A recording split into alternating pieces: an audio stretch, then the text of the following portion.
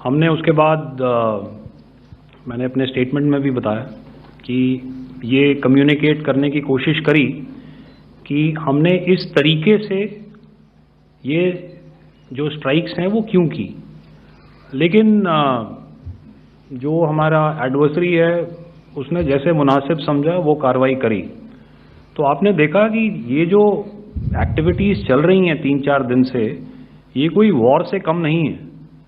Normal circumstances में एक दूसरे देश की एयरफोर्सेस हवा में नहीं उड़ती हैं और एक दूसरे के ऊपर स्ट्राइक्स नहीं करती हैं। हर रात इंट्रूजन्स नहीं होते हैं।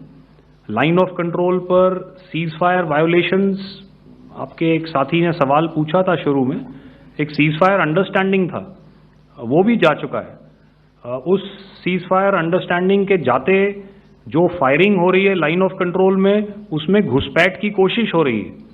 आमतौर पर ये घुसपैठ लाइन ऑफ कंट्रोल में टेररिस्ट करते हैं, लेकिन हमें इंफॉर्मेशन है कि हो सकता है ये पाकिस्तान आर्मी की टोलियां भी हों जो हमारे पोस्ट के ऊपर खामी पहुंचाने की कोशिश कर रही हैं।